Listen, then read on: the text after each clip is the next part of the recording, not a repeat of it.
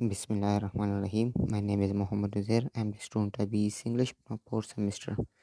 Today I'm going to talk about the following terms. First, I would like to talk about volcano. So, volcano, a landform that occurs when magma from the Earth's interior rises to the surface, resulting in eruptions of molten rocks, ice, and gas. Actually, volcano play an important role in shaping the Earth's surface and can have a significant impact on the environment and human population. Then we have some types of volcano: shield volcanoes, caldera volcanoes, and submarine volcanoes. Then we have another term, plateau, a large area of high ground often formed by volcanic or tectonic activity, characterized by a relatively flat and gently sloping surface and surrounded by mountains or valleys. Plateau, we have this is a geographical region and characterized by a relatively flat area or gently sloped area of the land. Plateau can be important regions for various reasons such as natural resource, agriculture, biodiversity, and ecosystems. Then we have on another term desert, a dry and often sandy region typically receiving very little rainfall, limited vegetations and wildlife, and characterized by extreme temperatures and low humidity. When we hear the word desert, so one thing's come in our mind, so there will be very high temperature. But there is one thing more. Desert can be classified into different types such as hard desert. So we have hard deserts, cool deserts, we have also cool deserts, coastal desert and monsoon desert.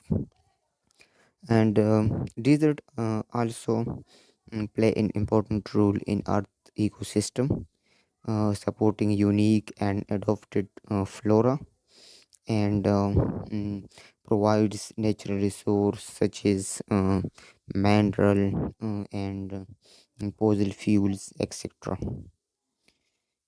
Then we have another term, map and globe.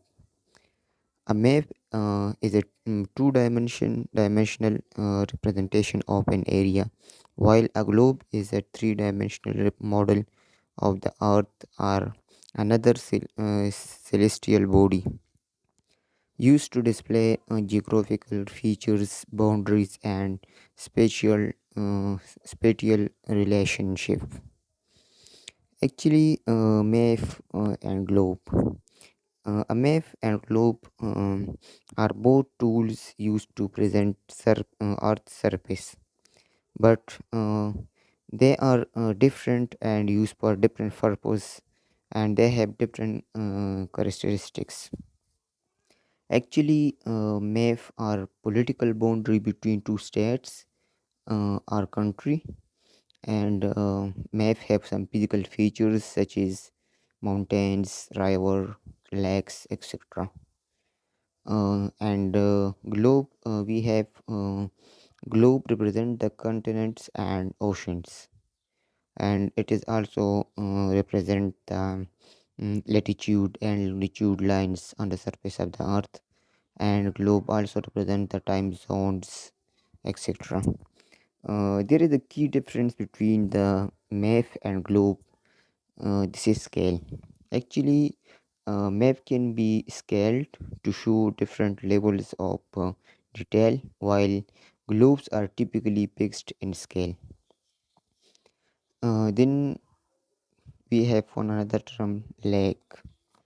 Actually, lake, uh, a body of fresh or salt a body of fresh or salt water, usually surrounded by land formed by natural are artificial means and often supporting equal life and human activities. Map also play an important role in the environment and human society. Lake provide us water supply, mm, recreations and tourism, fishing, etc. Lake are classified into different types based on different characteristics. We have freshwater lakes. So freshwater lakes are those which have low salt concentrations. Then saltwater lakes are those in which the high salt concentration, and alkaline lakes. So alkaline lakes are those in which the pH level is too much high. Then we have iceberg, a floating mass of ice typically originating from glaciers or polar region with only a small portion visible above the water surface. Actually, iceberg we have iceberg can pose significant threat to ships and navigations, as they can very difficult to spot and can cause damage or even sink the big ships when collide to the iceberg. We have a good example of this is the sinking of Titanic. If you have watched the movie, so the Titanic was sink in the a big sea in a river due to iceberg because it hit and collide to the iceberg in 1910 or 1912. Actually, in 1912, which was caused by a collision with in a big iceberg. So Titanic was a good example of this. Then iceberg is classified into floating on the surface of oceans, typically white and blue white in color. We have two colors of iceberg, the white color and the blue white color. Only 10 to 15% of icebergs are visible above the water line. Actually, the iceberg is too much big. Uh, which type of iceberg we can be seen, we which is visible to us, which is above the water line. This is only 10 or 15%, and the remaining 85 to 90% of icebergs submerge or float, sink below the water. Then we have another term, weather and climate. So weather refers to the short-term atmospheric condition such as temperatures, humidity, while climate refers to the long-term pattern and average of these conditions in a region. Uh, Weather and climate are two related but distinct concepts in the field of meteorology. Actually, weather refers to the short-term condition of temperatures at the specific place and time, including temperature, humidity, uh, coolness, cloudiness, etc. Atmospheric pressure. Weather is what you experience on a daily basis. Actually, this is weather.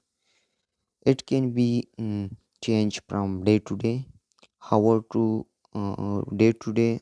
hour, or even minute to minute.